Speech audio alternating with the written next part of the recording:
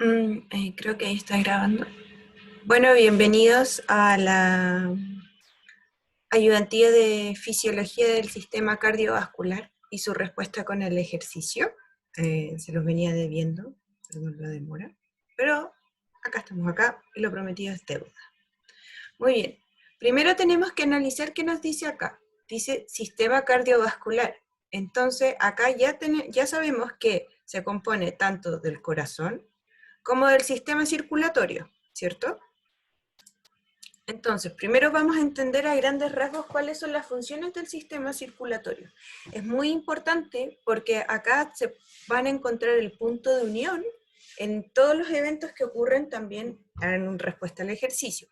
Entonces, el sistema circulatorio está encargado del transporte de nutrientes, de regular la temperatura corporal, es muy importante, el transporte de gases, que lo vamos a ver después en respiratorio, transportes de desechos metabólicos o de metabolitos de productos o subproductos que resultan del ejercicio, como por ejemplo el lactato, etcétera. Transportes de hormonas, que ya en clases con la Chechi habrán escuchado como el término catecolaminas, adrenalina, etcétera. Y funciones inmunitarias, ¿ya? Les voy a explicar por qué, porque el plasma tiene un porcentaje muy bajito de glóbulos blancos, entonces por eso tiene una función inmunitaria. Entonces el sistema circulatorio está compuesto por el sistema cardiovascular y el sistema linfático. No vamos a entrar en detalles en el sistema linfático, pero para el trabajo que tienen para adelante pueden analizar cáncer y actividad física desde un punto de vista hormonal, y ahí se van a encontrar con muchas cositas muy bonitas. Entonces está el sistema cardiovascular, que lo compone el corazón, las arterias, arteriolas, las venas, las vénulas y los capilares, ¿ya? Entonces, este es el desglose. Acá está la arteria, ¿cierto? Y acá está la vena. Las arterias transportan sangre rica en oxígenos y nutrientes a elevada presión, ¿ya? Por lo mismo, las paredes de la arteria tienen que ser muy fuertes porque la presión es muy, muy, muy fuerte. De hecho, es cosa de observar cómo la gente, por ejemplo, si te pasas a llevar una arteria y te cortas una arteria, uno se desangra muy rápido, ¿cierto? Y eso es porque hay una presión tan fuerte que la sangre circula con mucha fuerza. Después vamos a ver un poco de hemodinámica y van a entender mejor esto. Las arteriolas es un conducto regulador porque tiene que de alguna forma pasar la sangre que va a mucha presión hacia los capilares, ¿ya? Y ese conducto, que lo vamos a ver después en hemodinámica, lo permiten las arteriolas. De ahí las arteriolas se ramifican y le dan origen a los capilares. Acá es donde se intercambian los líquidos, los nutrientes, por ejemplo la glucosa, las hormonas, por ejemplo la insulina, los gases como el oxígeno, el dióxido de carbono, y por lo mismo las paredes tienen que ser delgadas, porque si una molécula quiere traspasar a través de ellas, no puede ser gruesa, de lo contrario no se va a poder pasar, ¿ya? Que es lo que pasa, por ejemplo, con el COVID, que engrosa la pared del alveolo. Entonces, como la pared del alveolo, que es donde se guarda el oxígeno, que son un tipo de capsulitas redonditas donde está el oxígeno, y el dióxido de carbono, como está más grosa no va a poder pasar, ¿ya? Las vénulas, después de los capilares, hacen el intercambio y los capilares pasan a ser vénulas, que estarían acá, ¿ya? Y ahí es donde se recoge esa sangre después del intercambio de los capilares, ¿ya? Y esas vénulas, después en ramas más grandes, dan origen a las venas, que es donde se transporta la sangre. Las paredes son más delgadas y poseen válvulas. Esto también es muy importante, porque estas válvulas, la principal función que van a tener es que son reservorio de sangre, ¿ya? No va a circular toda la sangre, sino que se van a quedar conchitos por acá. Similar a lo que ocurre en el corazón, como habrán visto con la profe, que en los ventrículos quedan conchitos de sangre, ¿cierto? Lo mismo pasa con las venas. Entonces, lo importante es que acá son paredes muy fuertes, que circula la sangre a alta tensión, y acá la sangre no circula con tanta tensión, las paredes son mucho más delgadas, pero es el principal reservorio de sangre. ¿Ya? ¿Qué es la sangre? La sangre es, en este tubito, está compuesto por estos tres elementos: plasma, glóbulos blancos y glóbulos rojos. El 55% del total corresponde al plasma, que ahí es donde encontramos aguas, nutrientes, gases, hormonas, subproductos, desechos metabólicos, etc. Los glóbulos blancos encontramos las plaquetas y los leucocitos, los glóbulos blancos y los glóbulos rojos, perdón, los glóbulos blancos, perdón, y los glóbulos rojos acá, el 45%. También se llaman eritrocitos y contienen una proteína llamada hemoglobina. La parte hemo le da el color rojito. Y su función principal es transportar oxígeno hacia las distintas los tejidos del cuerpo. ¿Ya? La hemoglobina tiene una fuerte atracción por el oxígeno, porque es por una reacción bioquímica. Muy bien. Entonces, ¿qué ocurre en el plasma cuando nosotros realizamos actividad física o nos empezamos a mover? Esto es lo que ocurre. Al principio, al inicio del entrenamiento, principalmente los primeros 20 hasta 30 días, ocurre un cambio en el volumen de la sangre. Si se dan cuenta, el volumen plasmático es el primero en aumentar.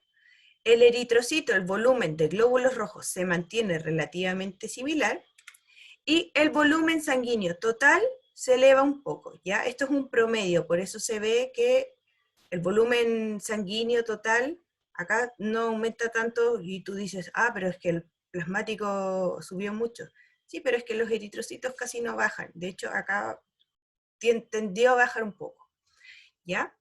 Pero vean a largo plazo, después de que uno se adapta, las primeras 3 semanas de entrenamiento principalmente, que es lo que una persona normal, sana, se demora en adaptarse al entrenamiento, hay un aumento igual, desde el inicio, ¿cierto? Hay un gran aumento. ¿Ya? ¿Esto a qué se debe? A que a un aumento de eritrocitos, de los glóbulos rojos, más un aumento del volumen plasmático. Ah, ¿cuál era el volumen plasmático? El agua, nutrientes, gases. Ah, ya. Analicemos. Entonces, en sujetos sanos, primero, los eritrocitos aumentan de forma lenta según transcurre el rendimiento. Ah, eso me da a indicar que mientras yo siga entrenando, más glóbulos rojos voy a necesitar. ¿Por qué? Porque voy a necesitar más oxígeno, ¿cierto? Esas son unas de las respuestas adaptativas al ejercicio. El volumen plasmático aumenta de forma muy rápida, principalmente por el aumento de hormonas circulantes. Como había mencionado en fisiología muscular, recuerden que el músculo tiene una función endocrina, y hay ciertas mioquinas que se liberan por el ejercicio, como la isoleuquina 6, la 8, la 15, etc.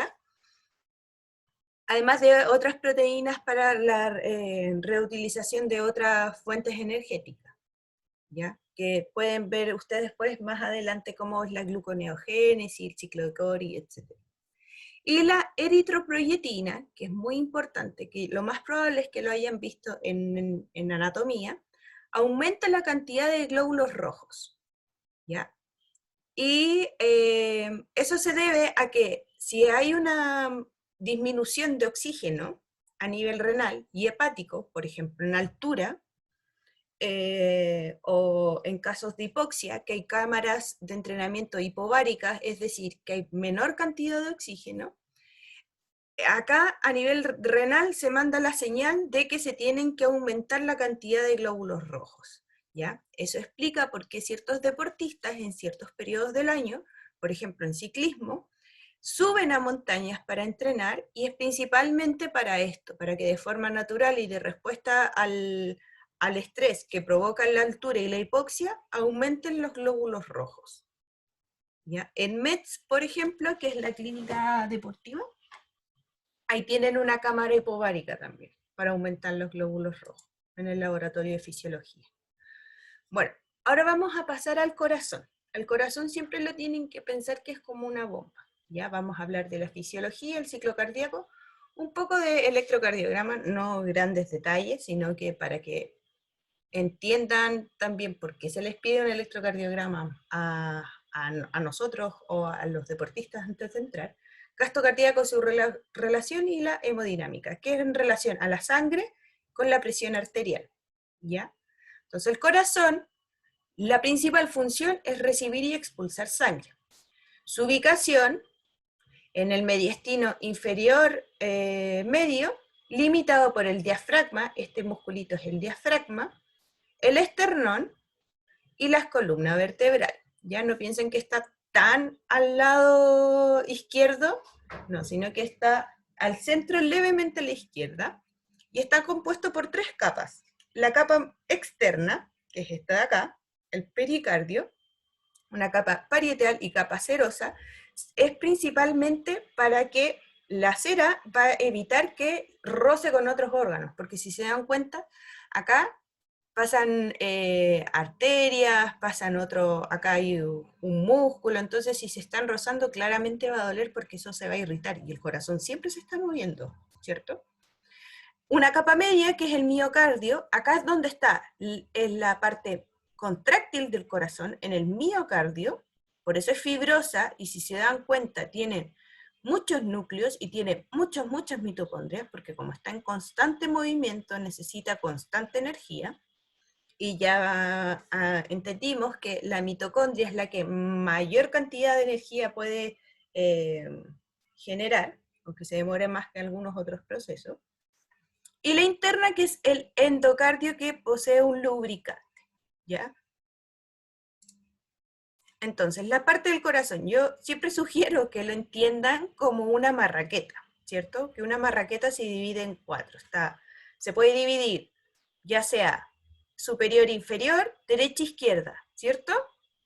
Y poseen 4 cavidades, igual que la marraqueta posee 4 dientes. Entonces, hay 2 aurículas, que siempre aurículas, por eso les puse flechita, cámara de recepción de sangre. Y 2 ventrículos, perdón, que son las cámaras de expulsión de sangre. Ah, entonces acá ya me dice cuál es la diástole, cuál es la sístole, a grandes rasgos, ¿cierto? Entonces, la sangre que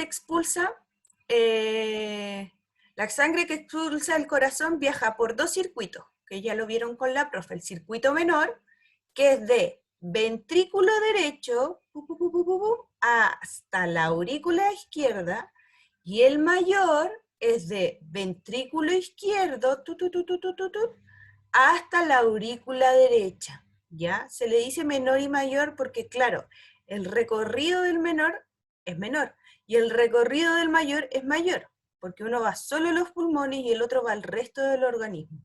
¿Ya?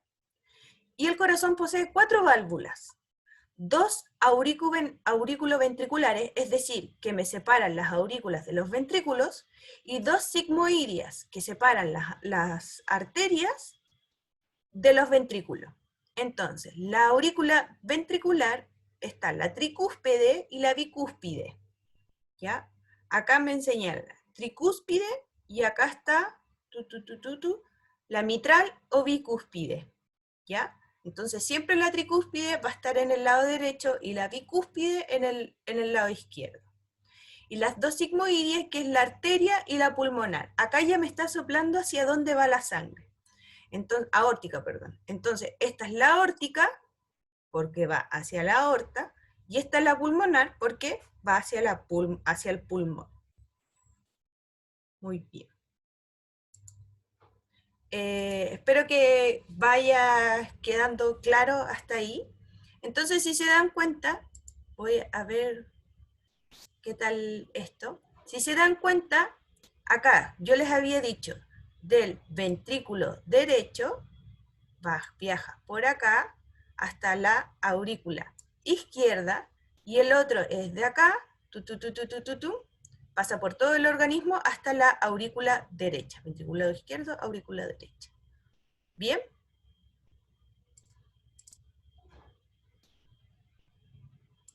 Bueno, voy a seguir con un puntero porque, no, ahí lo cambié. Sorry que a veces aún no me manejo mucho con la tecnología.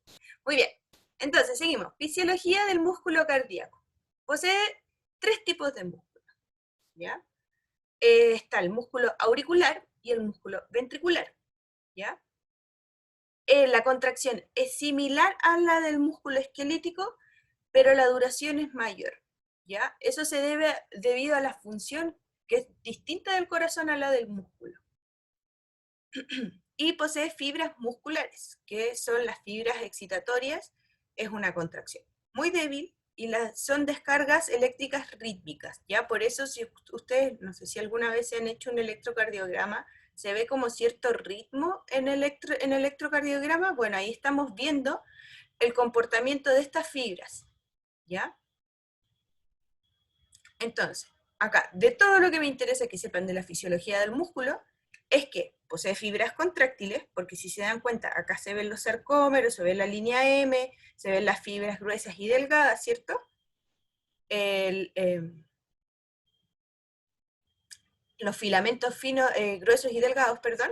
Acá está el núcleo, y miren la cantidad de mitocondrias.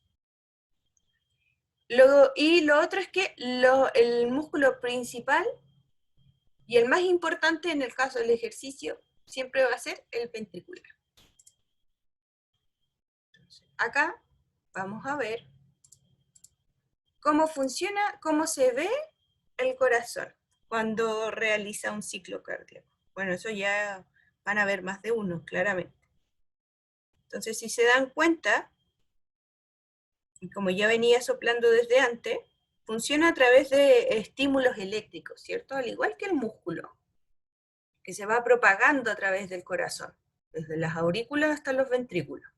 Entonces, ¿qué es un ciclo cardíaco? Son los hechos que ocurren desde el comienzo de un latido hasta el inicio del siguiente, ¿ya? Entonces, el ciclo cardíaco es un latido, ¿ya? Pero en un latido ocurren muchos sucesos. Vamos a ver cuáles son. Acá, estos son los sucesos que son de impulso nervioso.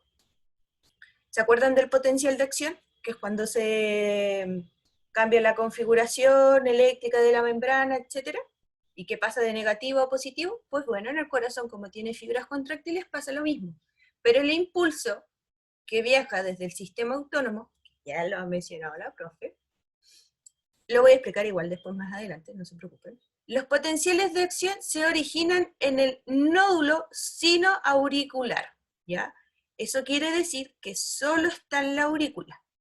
Ese impulso viaja, si se dan cuenta en estas líneas verdes, viaja hacia el resto de la aurícula y llega hasta el nódulo o nodo aurículo-ventricular.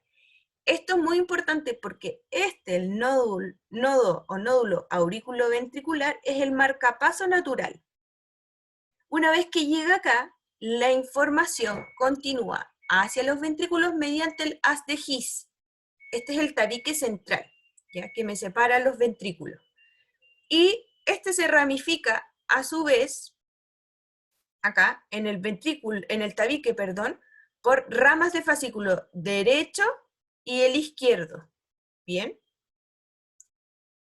Y después ese haz a su vez continúa y origina las fibras de Purkinje, ¿ya? Que si se dan cuenta hay un poco mayor ramificación en el ventrículo izquierdo que en el ventrículo derecho, ¿ya? Entonces, potencial de acción se propaga desde el lado interno al lado externo, lado interno, lado externo, del miocardio de los ventrículos, del músculo, de las capas, que era la media, que era la contráctil, hacia los ventrículos.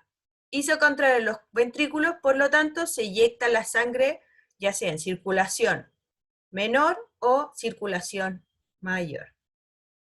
Espero que estén claros hasta ahí. Cualquier cosa, como voy a subir video, pueden ir pausando, pueden ir viendo las imágenes, etc.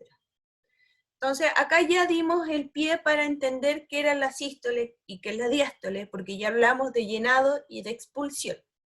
Entonces, la sístole es la contracción, Por lo tanto, es la salida de sangre para los vasos o hacia las arterias. Y la diástole es la relajación, es decir, la entrada de sangre al corazón, ¿cierto? El tiempo de un ciclo cardíaco es de 0,8 segundos en una persona sana. Y, claro, esto puede ir variando según la edad.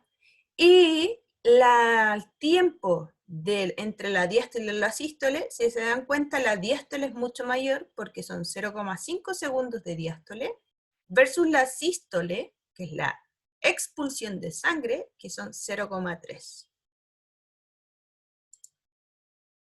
Muy bien. Entonces estas son las fases del ciclo cardíaco. Estos son todos los eventos, es un resumen de todos los eventos y lo relacioné según el electrocardiograma que vamos a ver bien básico más adelante. Entonces, si se dan cuenta, ocurren 4 fenómenos en un ciclo cardíaco.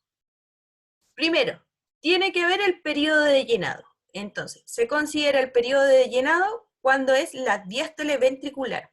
Generalmente se analizan más solo los ventrículos, ¿ya? Porque es la que tiene relación con el resto del organismo principalmente.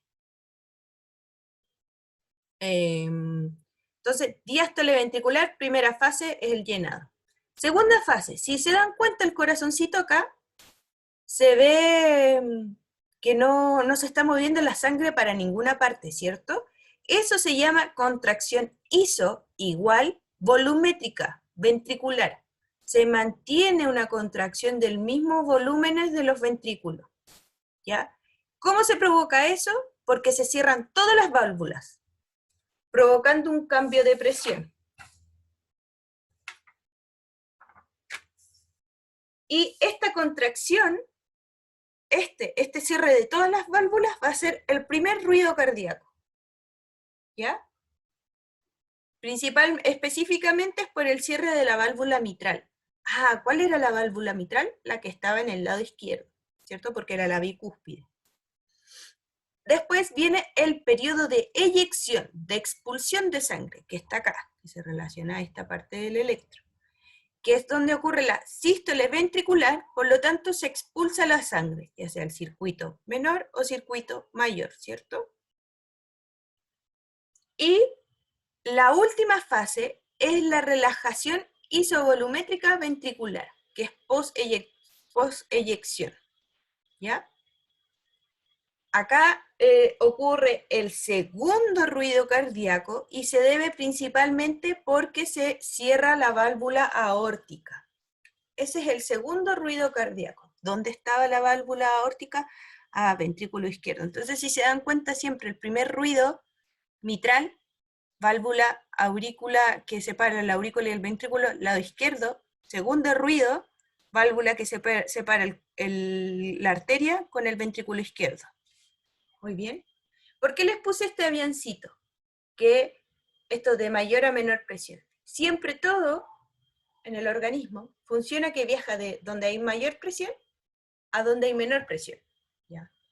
Ocurren los gases. La sangre tiene gases. Y los fluidos también funcionan así.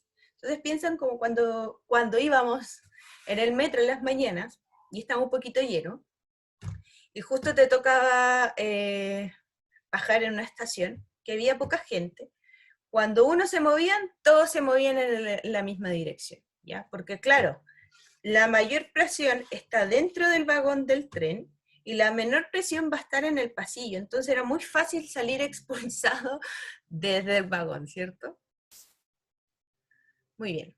Entonces, si se dan cuenta, como ya vimos en estos dibujitos, el electrocardiograma no es que sean líneas porque sí, y por eso es importante analizar el electrocardiograma, para ver si es que algún deportista o alguna persona tiene algún problema cardíaco, ya sea por presión arterial o que provocó problemas cardíacos por alguna enfermedad crónica no transmisible, por alguna razón genética, por alguna adaptación del ejercicio, etc. Entonces, así es como en el electrocardiograma se representa la actividad. La onda P me habla de la sístole auricular, es decir, que cuando viaja la sangre desde la aurícula al ventrículo, por lo tanto hay una diástole ventricular.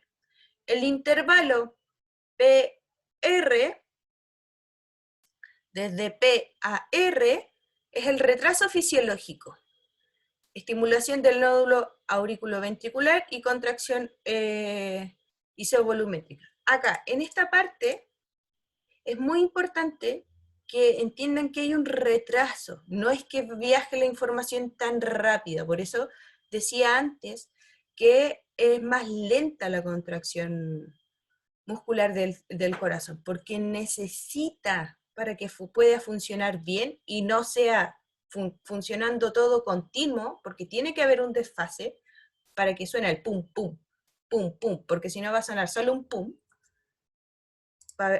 existiría, por ejemplo, solo un ruido cardíaco, necesita ese retraso fisiológico, ¿ya? El complejo QRS habla de la sístole ventricular, es decir, la eyección, y la onda T habla de la relajación ventricular y el llenado de aurículas. Ay, voy a estornudar y no puedo. ¿Bien? Muy bien.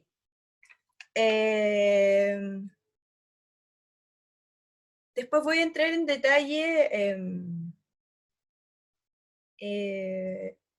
más en las fibras simpáticas y en el sistema parasimpático, etcétera, etcétera, para que no se me confundan tanto, ¿ya? Bien.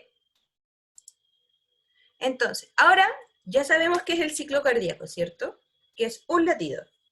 Y en ese latido ocurrían cuatro fases. Volvemos acá. Periodo de llenado, contracción isovolumétrica ventricular, contracción isovolumétrica, después 3, periodo de eyección, y 4, periodo de relajación isovolumétrica. Muy bien. Entonces, ¿qué es la frecuencia cardíaca? Es la cantidad de latidos por minuto, o sea, es la cantidad de ciclos cardíacos que ocurren en un minuto. El rango normal de una persona adulta, desde 17, 18 años para adelante, puede variar un poquito dependiendo más en la adolescencia, según si tienes retraso, etc. Me refiero a que desarrollo tardío, etc. Y si realizaste actividad física. Gente normal, gente sana, es entre 70-90 latidos por minuto, en sujetos sanos, en reposo, ¿ya? Si nos salimos de este rango, existen dos tipos de fenómenos, que sería taquicardia, que es mayor a 90, mayor de 100 latidos por minuto en reposo, estoy acostado, así recién despertando, esa es mi frecuencia cardíaca, y la bradicardia es menor a 60 latidos por minuto. Eso ocurre en el deporte, que es una respuesta y adaptación al ejercicio. Es distinto, paréntesis, es distinto una respuesta a una adaptación. Una respuesta es inmediata, una adaptación es algo que se queda, ¿ya?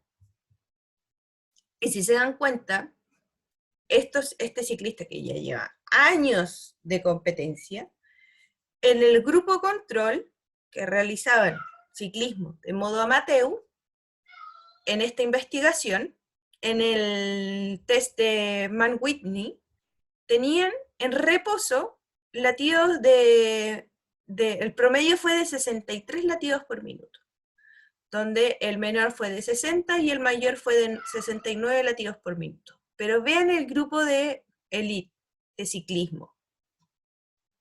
El promedio fue 50, pero el más bajo fue 47 y el más alto fue 59. Ah, claro, entonces el deporte, en ciertos tipos de deporte, hay bradicardia, ¿ya? Tiene ciertos beneficios la bradicardia al realizar actividad física, ¿ya? Cuando dejan de realizar actividad física ya es un tema, de hecho hay muchos papers y cada vez hay más estudios de cómo se deben desentrenar deportistas elite. Porque recuerden, el deporte competitivo no es salud. Muy bien. Y la frecuencia cardíaca máxima. Entonces acá la C le dice, ya existe la frecuencia cardíaca, ¿cierto? Está la frecuencia cardíaca en reposo, que es cuando estoy descansando. Y existe la frecuencia cardíaca máxima, ¿ya? Que es la frecuencia cardíaca que puedo llegar a tope antes de que claramente me dé un paro, ¿ya? más arriba de eso, ahí ya creo que nadie quiere llegar. Entonces, ¿cómo? ¿Se puede calcular de forma indirecta? Sí, sí se puede calcular. La más real claramente es de forma directa, pero ahí se necesita un desfibrilador, un cinturón, en una trotadora y te vas midiendo en tiempo real cuánto vas marcando en un esfuerzo máximo. ¿Ya? Claramente no todas las universidades, ni todos los colegios, ni en todas partes del mundo tenemos ese tipo de laboratorio. ¿Ya? Y es por eso es que se crearon este tipo de, de ecuaciones.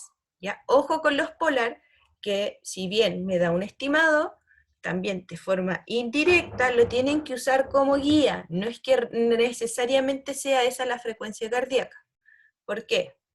Porque como en el polar está en la muñeca, hay mucha variedad, hay mucha variación en la altura de la mano, entonces puede modificar un poco la frecuencia cardíaca. Es por eso que los polar que se utilizan más y que en algunos casos se usan en estudios, es la que se pone la banda a la altura del pecho, en el esternón, ¿ya? Porque ahí se guía según las señales que se mandan del corazón y no desde la muñeca, porque de la muñeca al corazón hay harta distancia. En fin, ya, ecuaciones. La que suele enseñar la profe es esta, que es Fox y Haskell.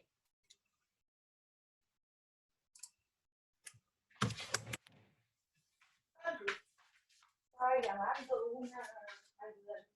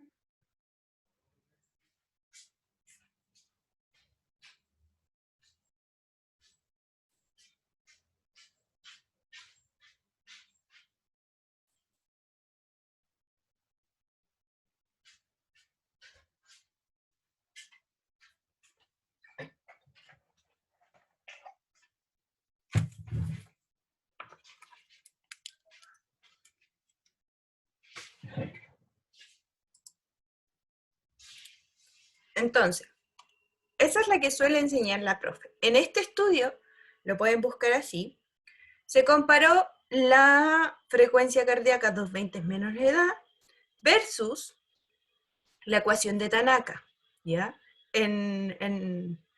Para estimar la frecuencia cardíaca máxima. ¿Y qué fue lo que se encontró en este estudio que fue con niños y adolescentes? Es que esta ecuación, 220 menos edad, sobreestima la capacidad cardíaca en niños, lo cual es peligroso. Veamos el gráfico que nos dice. Si se dan cuenta, vean la línea media de la ecuación de cardíaca máxima de 220 menos la edad versus la de Tanaka. ¿Se dan cuenta que está mucho más elevada para el mismo grupo de niños según edad? Hagamos el experimento a ver si están así. Comparemos. Manuela tiene 12 años y vamos a calcular su frecuencia cardíaca máxima. En esta ecuación, 220 menos 12 me da 208. Y en esta ecuación me da fraccionar, por eso puse eso, 208,75 menos, paréntesis, 0,073 por, en Excel siempre se escribe así, el por edad, me da 199 latidos por minuto, ¿ya? Entonces, si se dan cuenta, la diferencia es de 9 a 8 latidos por minuto. Es harto. Es harto, harto. Entonces ahí tú dices, claro, son más ciclos cardíacos que me están agregando por minuto. ¿Ya? Les entrego esto porque creo que es bueno que tengan más de una herramienta y porque si en algún momento entrenan adolescentes y les exigen, por ejemplo, evaluaciones, tengan y deban considerar por el tipo de actividad física que realizan frecuencia cardíaca para estimar zonas de trabajo. Por eso yo prefiero, y me inclino, incluso en adultos, por esta frecuencia. Prefiero tener valores más bajos, pero cuidar el corazón de la persona, que valores más altos. Muy bien. Y ahora vamos a hablar de los volúmenes cardíacos. Entonces ya hablamos de, del ciclo cardíaco, de expulsión y de llenado. ¿Y qué es lo que se expulsa y qué es lo que se llena? Es el corazón con la sangre, ¿cierto? Entonces ya sabemos que la diástole es el llenado y la sístole es la expulsión. Entonces, por eso dice, volumen diastólico final, volumen al momento de iniciarse la contracción, que es cuando se acuerdan que de las aurículas viajaban a los ventrículos, son entre 150 y 170 ml. Y el volumen sistólico, la cantidad de sangre que se eyecta por el ventrículo, es de 70 a 80. El volumen residual es la cantidad que se queda en los ventrículos después de una sístole, ¿ya? Ese volumen de reserva permite que aumente la eyección cuando hay una mayor fuerza de contracción. Generalmente hay mayor fuerza de contracción cuando el sistema simpático se activa, ya sea porque veo una situación de peligro, pum, pum, pum, el corazón empieza a latir más rápido, o por ejemplo cuando estoy haciendo actividad física y parto el primer trote, ¿cierto? Entonces si acá sumamos 80 más 80 me da 160, ¿ya? Ahí puede ir variando un poquito, y vamos a ver cuáles son los límites. Acá. Entonces, si se dan cuenta, acá muestra cómo va cambiando el volumen, presión, no me importa el tema de presiones ventriculares, cómo va cambiando el volumen final sistólico y el volumen final diastólico. Se dan cuenta que siempre es mayor el volumen distal, volumen final diastólico. Muy bien. Entonces, ¿qué ocurre con la sangre y las arterias en el ciclo cardíaco? Eso es muy importante y es lo que mencionaba la profe con la precarga y la poscarga. La precarga es en la fase de relajación y la poscarga es en la fase de contracción. ¿Ya? ¿Qué es la precarga? Es la carga o volumen que se distiende el ventrículo izquierdo antes de que realice la sístole o la contracción. Entonces por eso acá lo puse en color distinto. La precarga está determinada por el volumen de sangre al final del periodo de llenado ventricular, ¿ya? Y la poscarga es la resistencia del sistema arterial contra el corazón, ¿ya? Es decir, si hay una mayor presión de la arteria versus la fuerza que ejerce el ventrículo, por eso hay gente que tiene hipertensión, porque hay tanta tensión de las arterias, yo ya les dije que generaban mucha presión, que cuesta que el corazón tiene que hacer más fuerza para que salga esa sangre de ahí, ¿ya? Entonces en el lado derecho se expresa como resistencia vascular pulmonar, claro, porque el ventrículo derecho está relacionado con el pulmón. Esto ocurre, sí, en enfermedades respiratorias, ¿ya? Y en el lado izquierdo como la resistencia vascular periférica. Se relaciona a la hipertensión, ¿cierto? Mientras mayor sea la poscarga, menor será el débito cardíaco, ¿ya? De igual manera, mayor será la presión auricular derecha. Entonces, lo que tienen que entender es este mini torpedito que les dejé afuera. Si regresa mayor sangre, que ese es retorno venoso, acuérdense que las venas, como les había mencionado, reservaban sangre, entonces ya sea porque me puse de cabeza o porque estoy haciendo ejercicio, los músculos me están ayudando a que la sangre suba, si hay mayor retorno venoso, va a haber un mayor volumen diastólico final. Por lo tanto, va a haber una mayor precarga, ¿cierto? La cantidad de sangre que se va a llenar en los ventrículos va a ser mayor porque regresó efectivamente más sangre. Por lo tanto, va a haber un mayor volumen de sangre al momento de eyección, ¿ya? Entonces, la poscarga también se va a ver afectada. Y acá es donde Por eso era importante ver la hemodinámica y el retorno venoso, ¿ya? Entonces, lo que tienen que entender, no, esto lo pueden leer después, es que la sangre viaja de esta forma. La velocidad al centro es mucho mayor que en los extremos, ¿ya? ¿Eso qué ventaja nos da?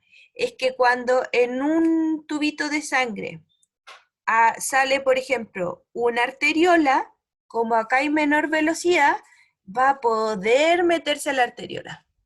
Mientras tanto, en el centro va a seguir viajando sangre, ¿ya? Entonces, por eso se le dice que la sangre tiene flujo laminar, porque va así, o turbulento. Entonces, esto sigue recorriendo y estos conchitos de acá abajo son los que van a ir cambiando, ¿ya? Entonces, las resistencias vasculares, esto sí me interesa. Son las fuerzas que se oponen al flujo de la sangre, es decir, que son fuerzas que van con flechitas en este sentido. A ver si puedo rayar esto, aunque yo creo que lo entendieron. Flechitas que van en ese sentido, ¿cierto? Eso sería una resistencia. ¿Qué puede ser? La gravedad. Si estoy a favor, aumenta la velocidad del flujo. Por ejemplo, las personas que tienen varices y le dicen, no, usted tiene que levantar las piernas 5 minutos al día, es justamente por lo mismo, porque si yo estoy de pie, acá estoy de pie, la sangre que está en las piernitas tiene que viajar en esta dirección, pero la fuerza de gravedad va en esta dirección. Entonces estoy impidiendo que regrese esa sangre. En cambio, si yo estoy tendido, así, la sangre que estaba acá en las piernas va en esta dirección y la gravedad va en esta dirección. Entonces facilito el flujo de sangre, ¿ya? Entonces por eso dice, a favor aumenta la velocidad de flujo, en contra disminuye la velocidad del flujo, ¿ya? Muy bien, ahora creo que no se... Ah, sí, ahí lo estoy borrando. Muy bien, espero que hayan entendido eso, y por eso también puede variar mucho la cantidad de sangre que regresa al corazón según la posición del cuerpo. Todo calza, ¿cierto? ¿Por qué? Porque si yo hago actividad física en este sentido, de pie, hoy mis dibujos son los mejores, siempre de ciertas zonas del tren inferior principalmente, la sangre tiene que viajar en este sentido, pero siempre la gravedad nos va a estar jugando en contra. Pero ¿qué pasa con la gente que hace natación? Está tendida, uno está bajo el agua, la gravedad funciona distinto, no se siente tanto este efecto de la gravedad en esta dirección. Entonces me indica que ¡pup! El retorno venoso en el caso de natación va a ser mejor, ¿cierto? Sí. Entonces puede aumentar la frecuencia cardíaca, ¿cierto? Sí, porque aumenta la cantidad de sangre, ¿cierto? Sí. Muy bien. Espero que hayan entendido. Sorry, es que lo estoy pasando muy bien rayando esto y haciendo dibujitos que no sabía que se podía hacer. Bueno, siempre se puede aprender. Muy bien. Entonces, continuamos. Y de los 5 litros de sangre que nosotros poseemos, vean los porcentajes. El 84% va a la circulación mayor, el 9% a la circulación menor, resto del cuerpo, pulmones, y el 7% al pulmón. ¿Ya? De la circulación, vean, por eso les había dicho que era el reservorio de sangre. El 75% de esa sangre, de ese 84%, está en las venas, y solo el 9% en las arterias. ¿Ya? Entonces, retorno venoso es el volumen de sangre que regresa al corazón por las venas cavas. Esto depende de la sístole ventricular, claro, porque si eyecto poca cantidad de sangre, va a haber poco retorno venoso. Del tono del sistema nervioso y simpático.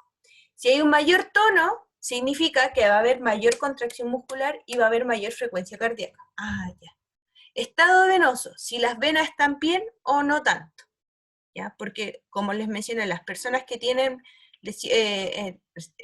enfermedades en las venitas, que sus válvulas dejan de funcionar bien, como en el caso de la ay, se me fue el nombre, lo dije delante. De las varices, no pueden tener el mismo retorno venoso que una persona que tiene las venas sanas. Y la posición del cuerpo, como les mostré antes. ¿Ya? Entonces, a mayor resistencia al retorno venoso, mayor va a ser la precarga, por lo tanto, menor va a ser el volumen de eyección. Por lo tanto, menor va a ser el gasto cardíaco. Estoy introduciendo gasto cardíaco.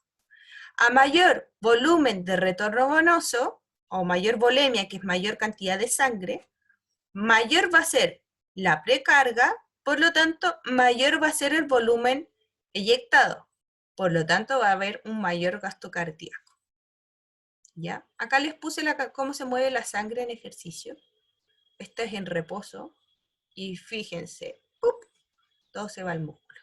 Maravilloso. Maravilloso.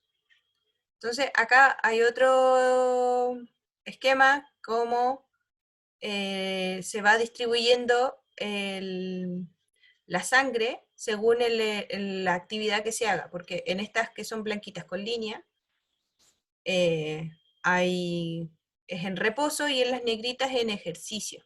Entonces acá en negrito, si se dan cuenta, el músculo aumenta la cantidad de requerimientos de sangre, ¿cierto? Pero miren el corazón también. Ah, por eso la Celia acá puso que si hay un mayor volumen, hay una mayor precarga, va a haber un mayor volumen de eyección, por lo tanto un aumento de gasto cardíaco.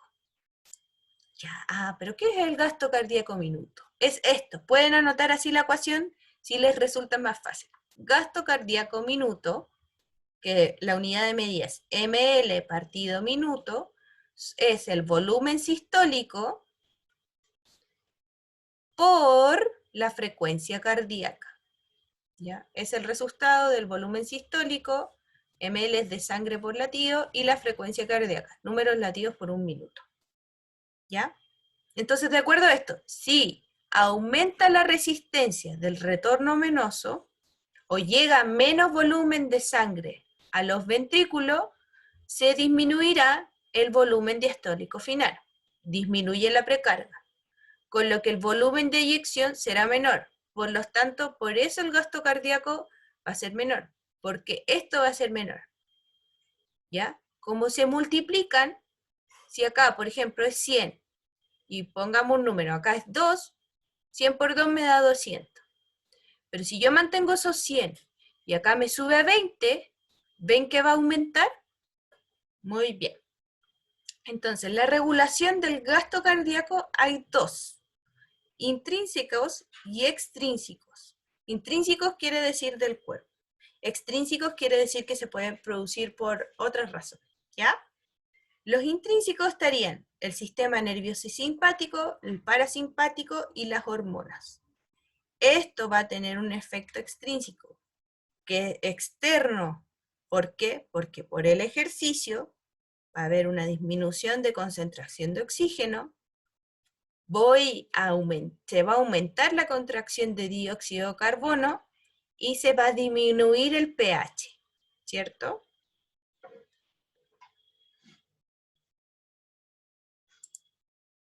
Entonces, factores que influyen ya sea en la disminución o en el aumento del gasto cardíaco minuto. Factores cardíacos, enfermedad del corazón o la arteria, ¿ya?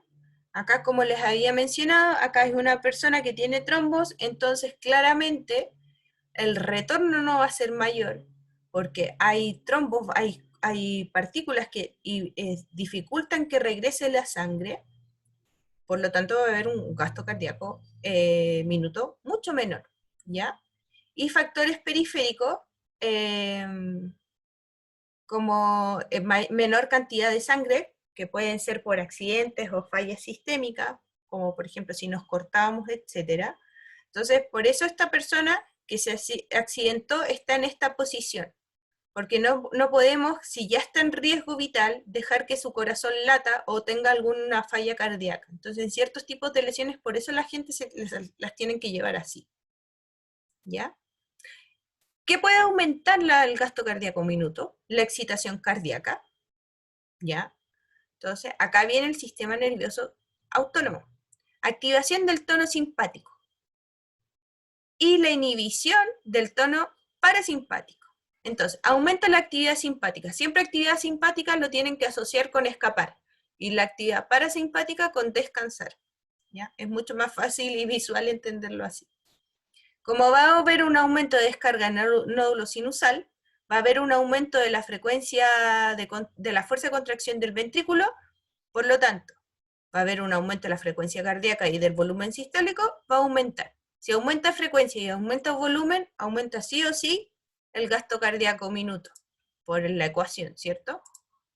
En cambio, si hay una disminución de la frecuencia cardíaca y una disminución del volumen sistólico, va a haber una disminución del gasto cardíaco. ¿Ya? Eso es lo que me interesa. Probemos acá. Vamos a calcular el Q, que es el gasto cardíaco, en reposo. Acá, una persona tiene volumen sistólico de 80, volumen residual de 80 y volumen diastólico final de 160, con una frecuencia cardíaca de reposo de 70 latidos por minuto, ¿cierto? Multiplicamos 80 cantidades ml que se expulsan durante la frecuencia cardíaca en un minuto, son 5.600 ml por minuto, es decir, 5 litros con 600 miligramos, ¿cierto? En un minuto. Veamos en situación de esfuerzos máximos, ¿ya? En una persona, lo calculé con el 220 menos la edad de Alberto, me dice, calcúlale el volumen diastólico final y el volumen residual en cargas máximas. Volumen sistólico va a ser de 120. Ah, ya. Acá, ¿cuál es el volumen diastólico final? Como habrán visto en clase, existe un límite. Y ese límite son 165, porque el corazón no se puede llenar de sangre hasta que sea infinito, no. Tiene el límite fisiológico, ¿ya? Entonces, la diferencia sería 165 menos 120 me da esto. ¿Ven cuánto disminuyó el volumen residual? Claro, estoy usando más sangre que quedaba entre los ventrículos, ¿cierto? Siempre tiene que quedar con sangrecita. La frecuencia cardíaca máxima la calculé, 200. Entonces, 120 ml por 200, que es la frecuencia, me da 24.000 ml por minuto, que se traduce a 24 litros minuto. Entonces, claramente el gasto cardíaco es mayor, porque vean, acá solo tiene que movilizar por minuto 5 litros, y acá por minuto 24 litros. Es harto 24 litros. Muy bien. Presión arterial. Es la presión que ejerce la sangre sobre las paredes de las arterias. ¿Ya? Está el 120 y 80 miligramos de mercurio. En este lado está la presión sistólica y en este lado está la presión diastólica. ¿Ya? La presión sistólica es la fuerza con la que se contrae el corazón y la presión diastólica es la resistencia de las arterias entre cada latido. ¿Ya? Recuerden que siempre hay una resistencia que provocan las paredes de las arterias, porque recuerden que, como les había dicho, las arterias tienen paredes muy fuertes y que la sangre viaja a alta presión. Entonces, la presión arterial es directamente proporcional al gasto cardíaco. ¿Por qué? Como la sangre sale por las arterias debido a la fuerza, genera la contracción de los ventrículos. Entonces, por eso es que la presión arterial se relaciona con el gasto cardíaco. Esta es la presión arterial máxima, gasto cardíaco, por la resistencia vascular periférica.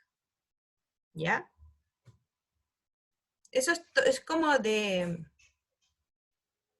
cultura general, que sepan que una persona tiene que tener estos rangos, que esto es lo normal, que más arriba de eso no es saludable. Entonces hay que analizar si una persona, cuando quiere realizar actividad física, es por problemas cardíacos o por problemas cardíacos derivados a la presión arterial, que es distinto. Entonces ahí, claro, la prescripción al ejercicio va a ir variando, ¿cierto?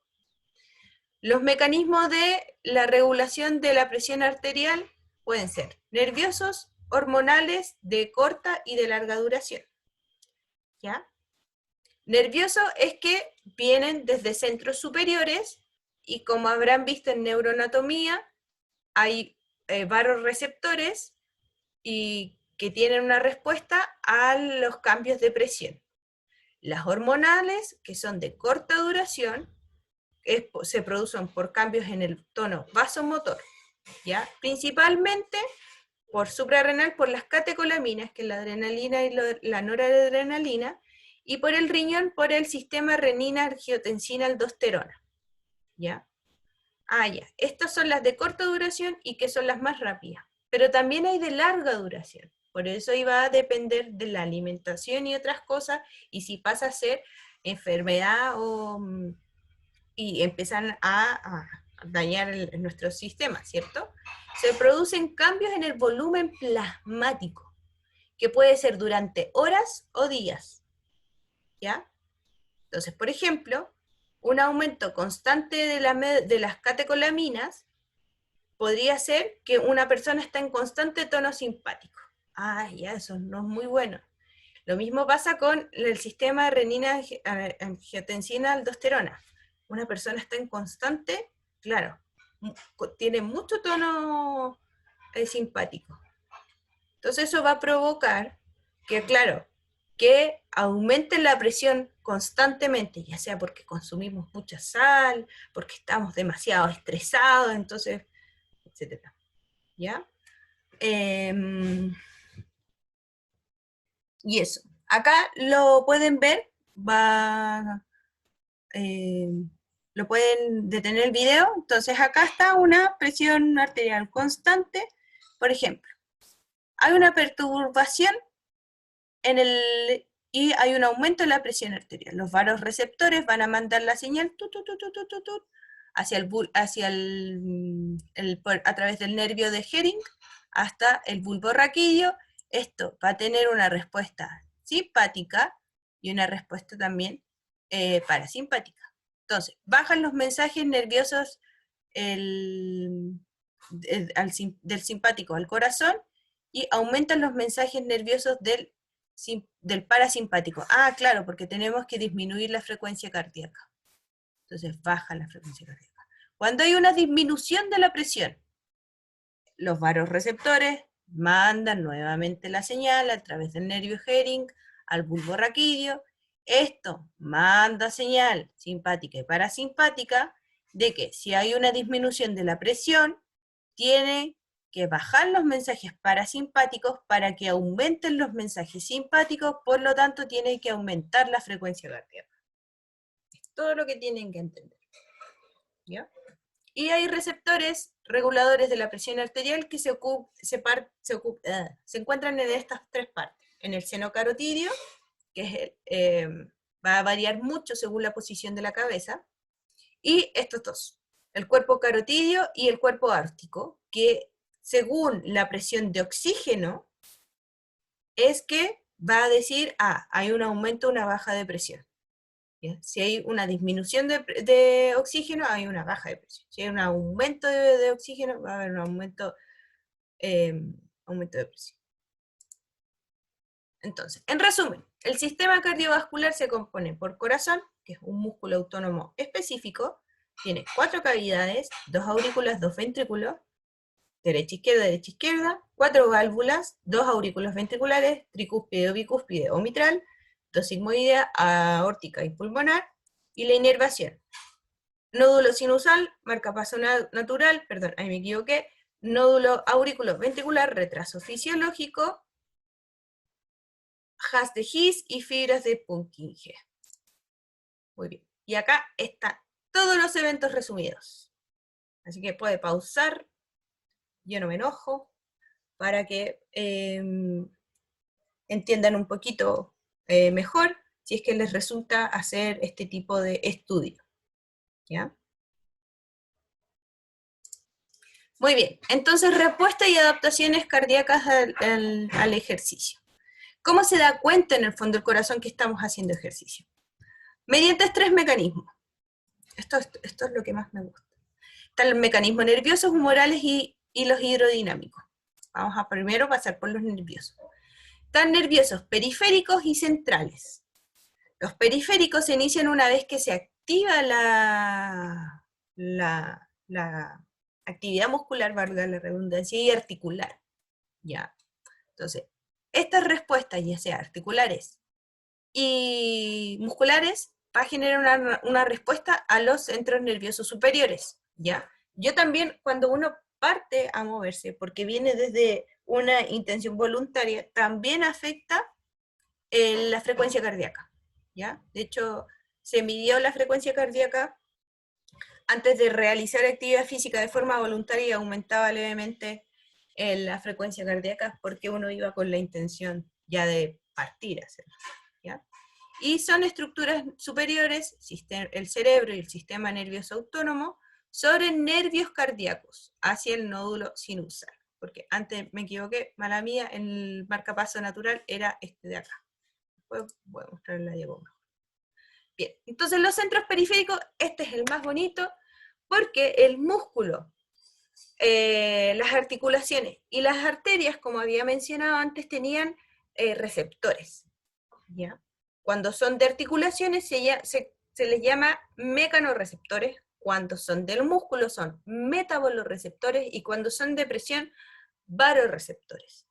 ¿Ya? Entonces el ejercicio va a provocar todo esto. Mecanorreceptores. Si yo comienzo a extender y flexionar la rodilla, por ejemplo, los mecanorreceptores de la articulación de la rodilla, que son el cóspulo de Ruffini y de Pacini, van a mandar información. Ya.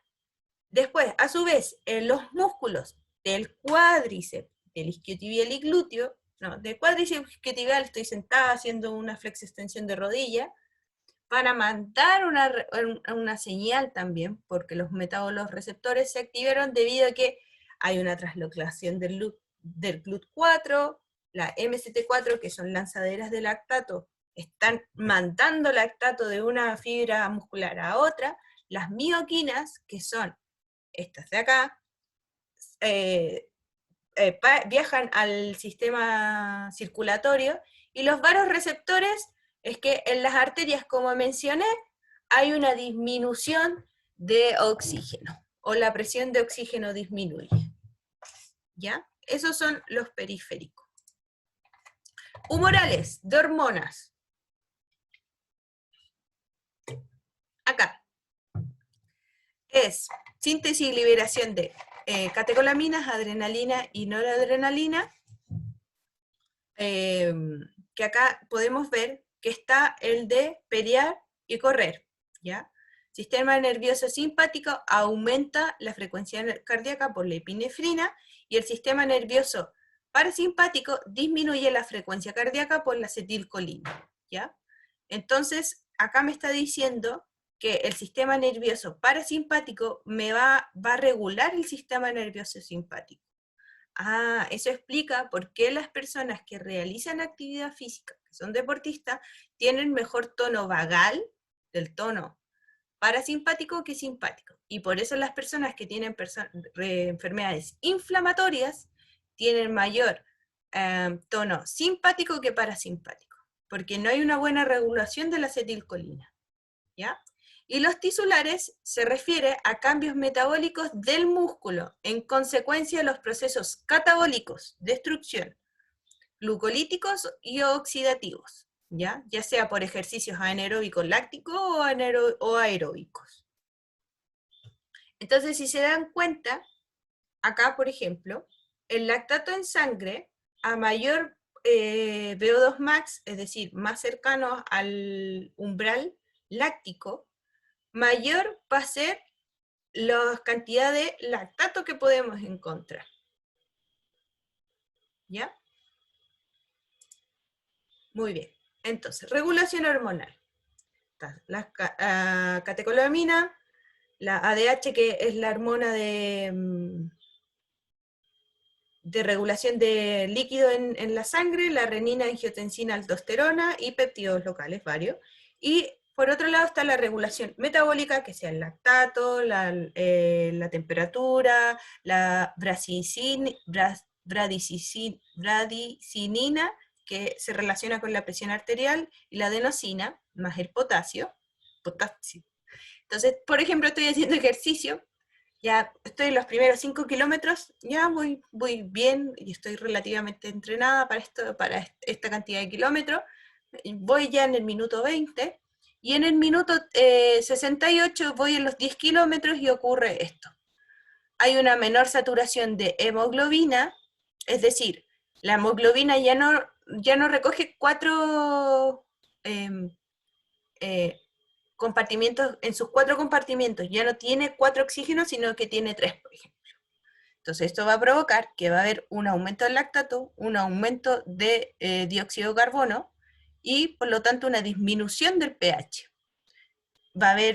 Se va a disminuir el CHO, es el carbohidrato, y vean, va a haber un aumento de la presión de dióxido de carbono, por lo tanto una disminución de presión de oxígeno, se va a provocar carbonato, que es para regular el tema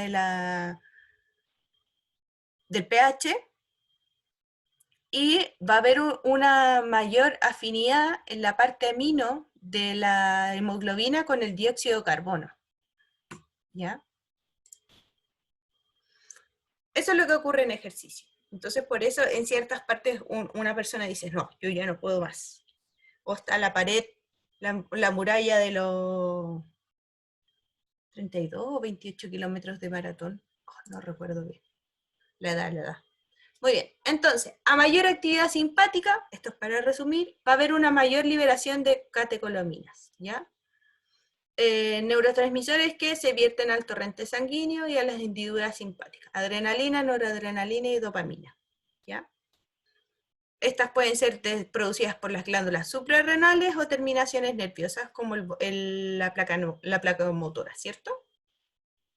Y la tirosina va a tener una función precursora de esta. ¿Ya? Por eso es tan importante que la gente realice también actividad física, sobre todo si hay trastornos de tiroides, ¿ya? Porque hay muchos procesos que se van a ver afectados por la tiroides.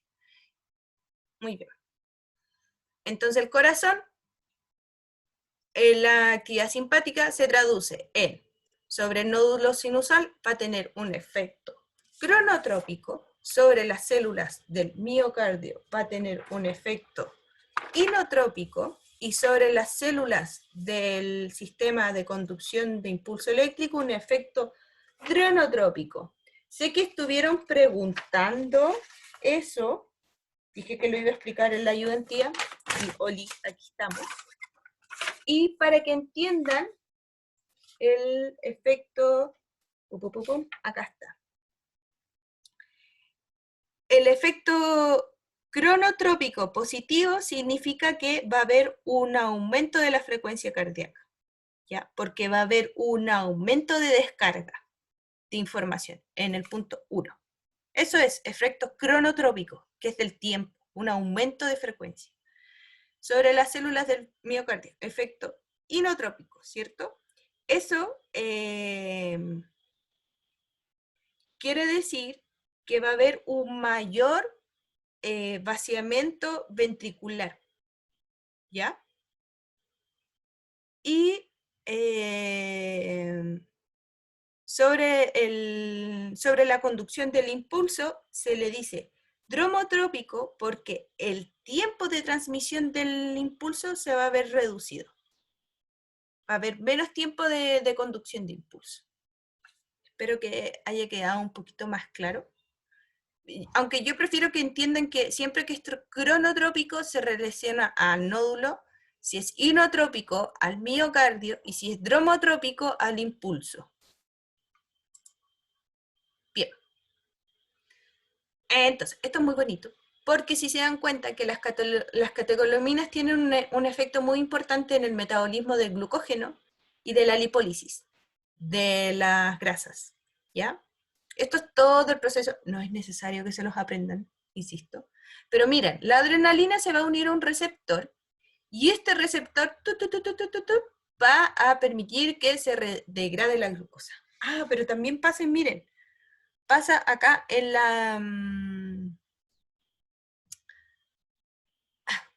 la lipólisis.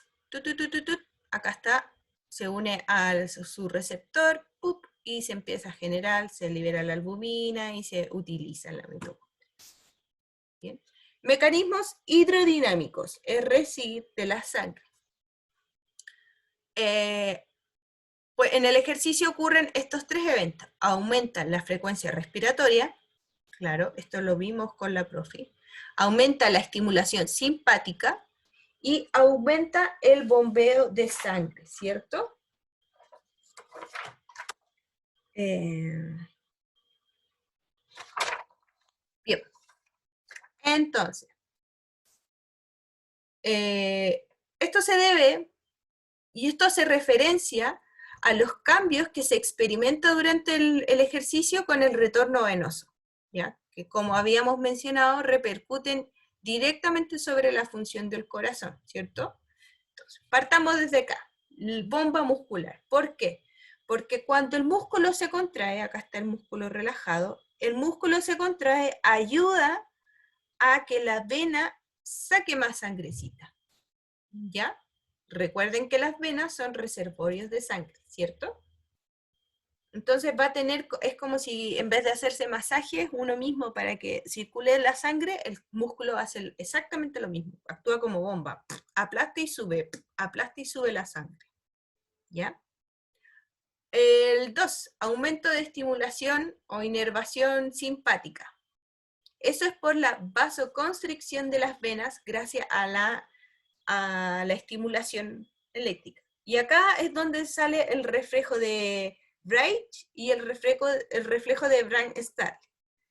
El primero de Brain Bridge dice que en respuesta al aumento de la frecuencia cardíaca, es decir, y también un aumento de la precarga,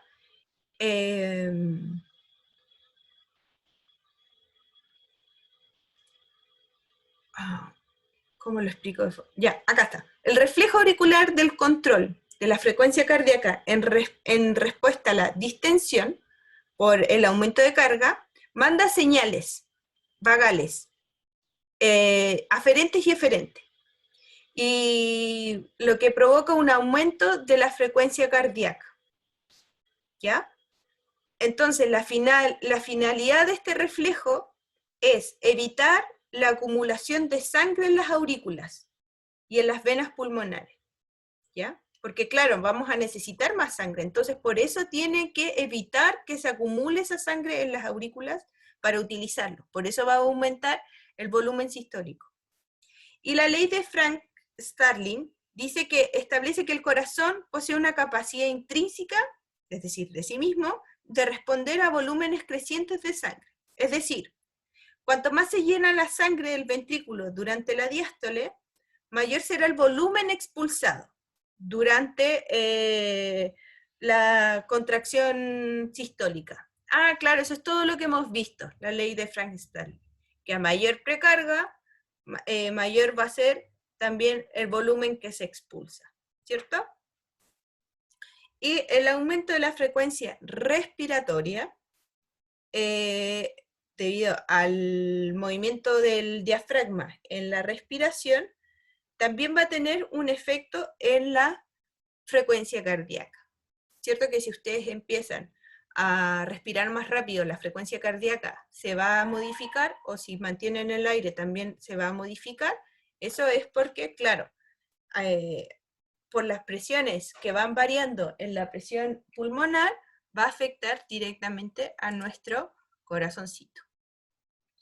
Bien. Ah, acá era, creo que no, lo tengo más adelante, dejen ver. Creo que lo tengo más adelante y se relaciona con la respiración.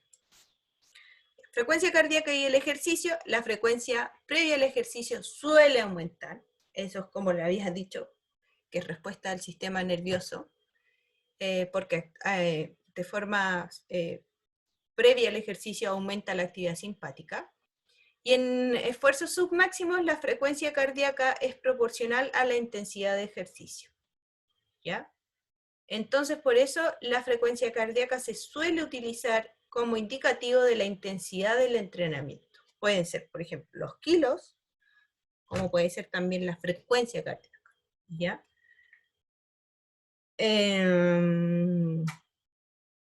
Eso. Pueden leer este estudio que es en relación lineal a lo que respecta el 80, 50, 85% de la intensidad del ejercicio en personas adultas. Se hizo este test de Conconi, ¿ya? Que es un método no invasivo para determinar el umbral.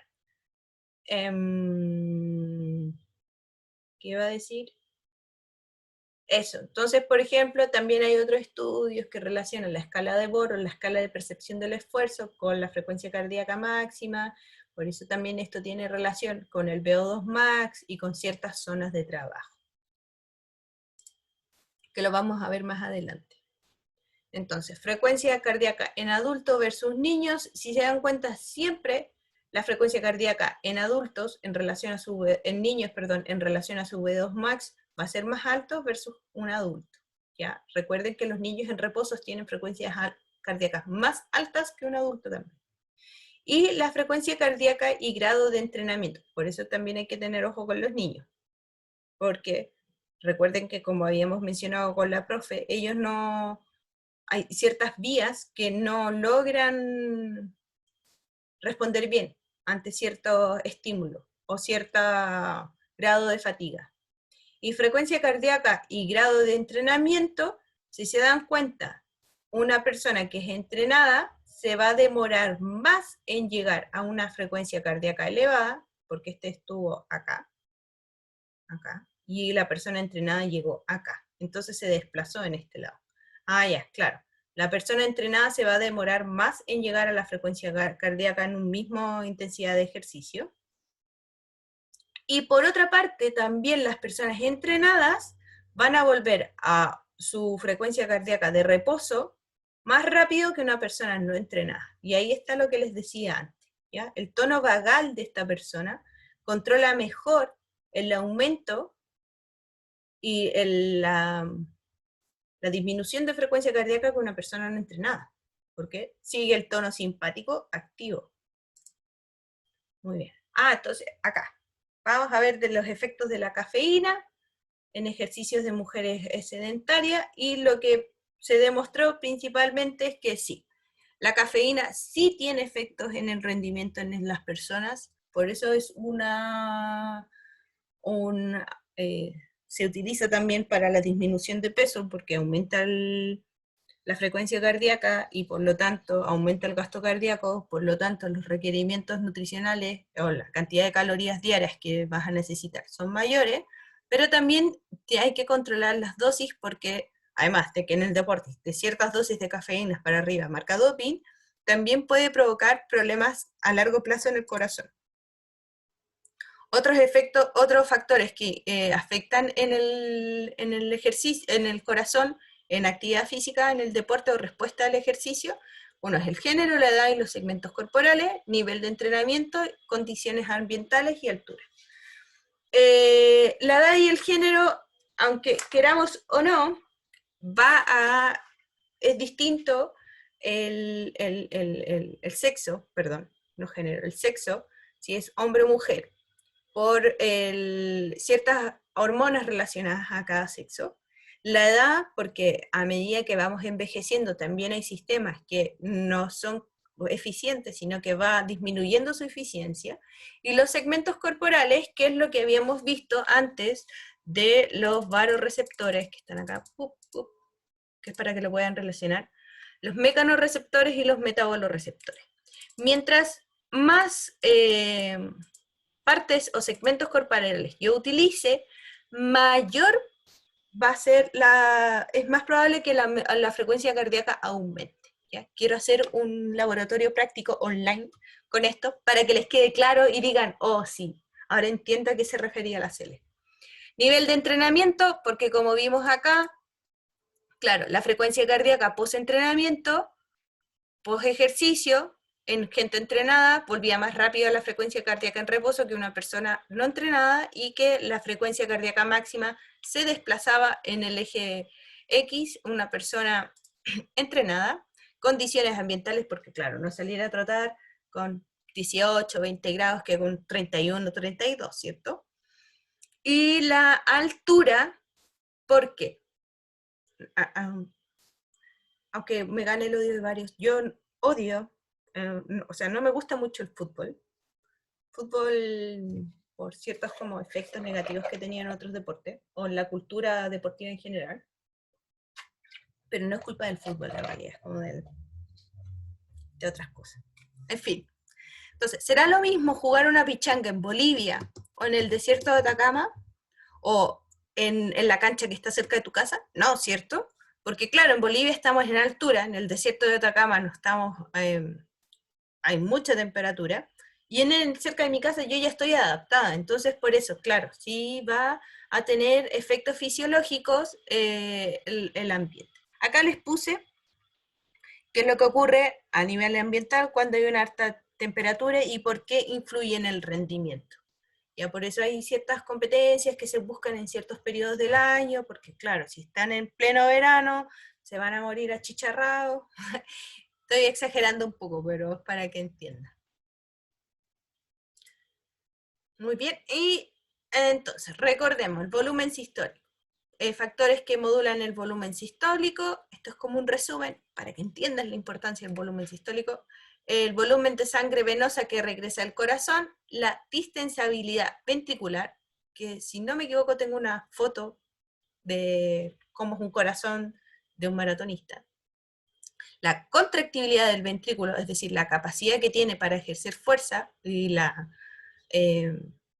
eficiencia mecánica que tenga el ventrículo en la contracción, la tensión arterial aórtica o pulmonar, porque ya vimos que si hay un aumento de presión de las arterias, va a costar que el corazoncito expulse sangre, ¿cierto?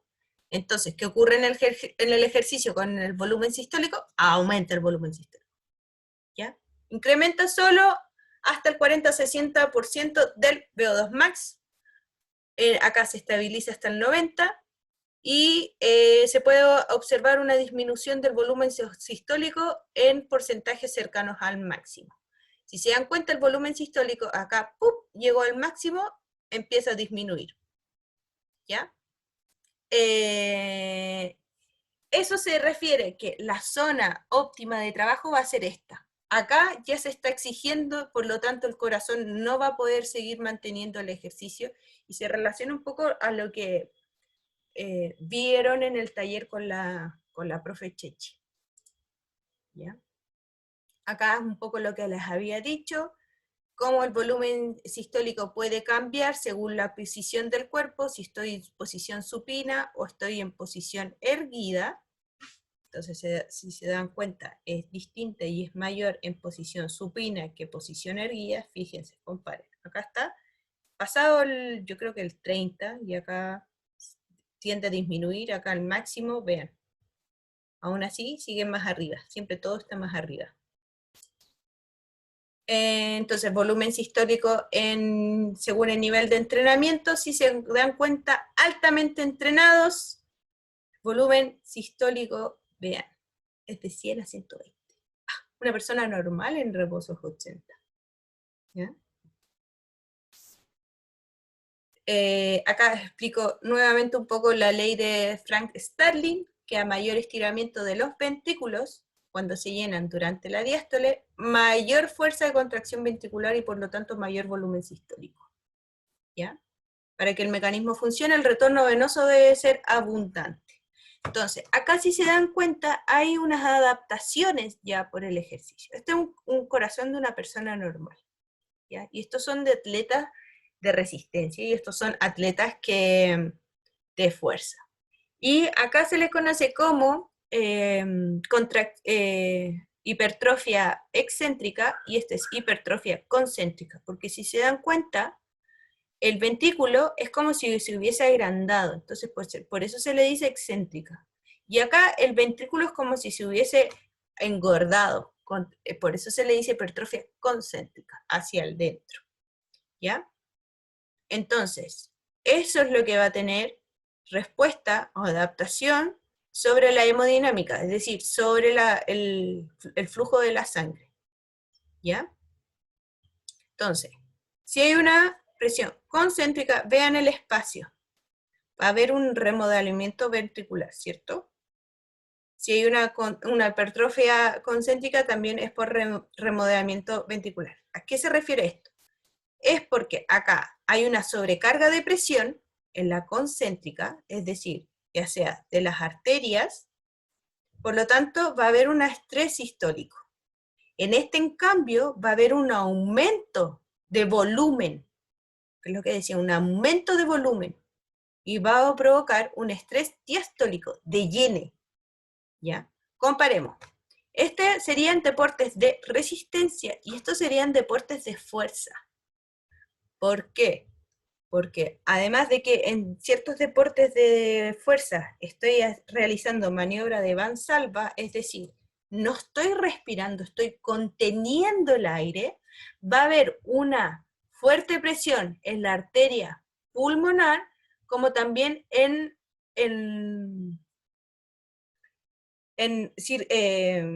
la circulación mayor, uno también por la participación del diafragma, ¿ya? Porque para mantener y activar los músculos del transverso mientras realizo esfuerzos máximos, el diafragma también se une en esta maniobra de Valsalva. Por eso las personas que tienen hipertensión no pueden realizar maniobra de Valsalva. Está contraindicado, ¿ya?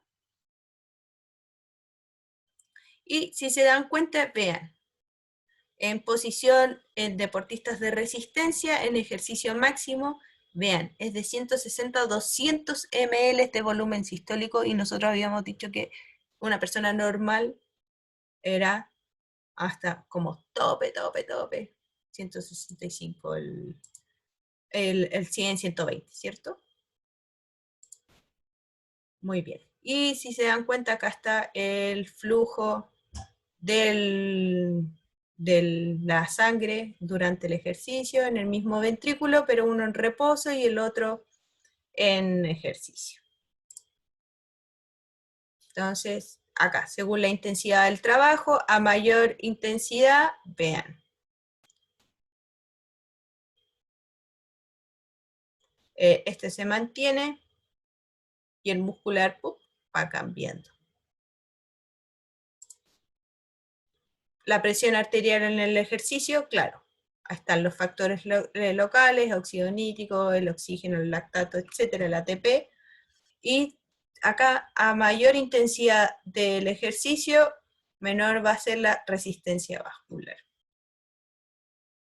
Bien. El gasto cardíaco, lo mismo. Si hay mayor volumen sistólico o hay mayor frecuencia cardíaca, va a haber mayor gasto cardíaco. Bien.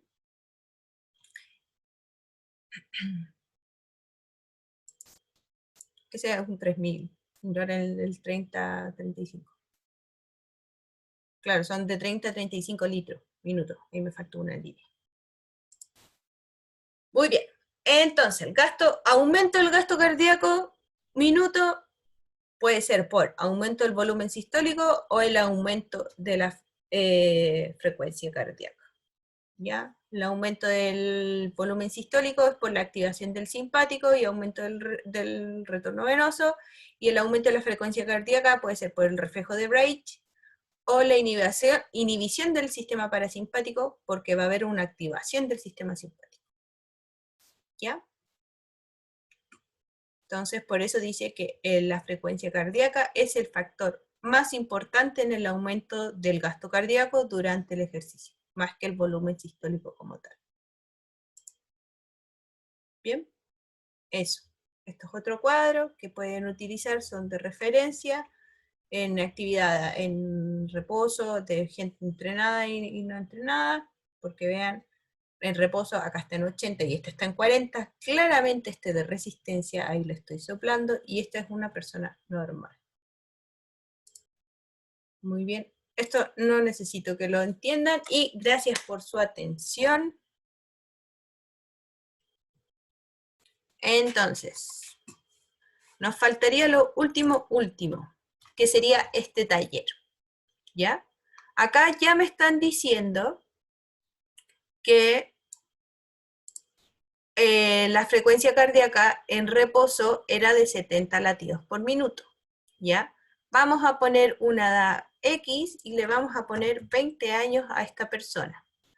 Pesa, le vamos a poner 60 kilogramos, ¿ya? Sexo es mujer, y entonces 220 menos la edad me da 200 latidos por minuto como frecuencia cardíaca máxima. Pueden hacer el mismo cálculo y van a ver con la ecuación de Tanaka y van a ver cómo les modifica el resultado, ¿ya? Entonces, acá, muy importante, volumen residual. Ya dijimos que volumen diastólico final era la suma del volumen sistólico por el residual. Entonces, 80 más 80 me da 160. Good. Acá, la carga, en la carga 4, no sé cuál es el volumen diastólico final. Ah, pero puedo sumar, entonces me da 165. Acá es muy importante porque me está diciendo ella que está en el límite, que dentro de la carga 1 y 2 se movilizó esto en total, pero acá ya se empezó a utilizar, claro, parte del volumen residual, por eso aumentó un 5 ml, ¿cierto? Muy bien, esto lo tengo que dividir por 1000, me da 5,6, si hago esto para abajo, me da todo, en litros por minuto, acá. Ciclo cardíaco, entonces, el tiempo sistólico. Acá tenían que poner paréntesis, paréntesis, 60 dividido 70, eso,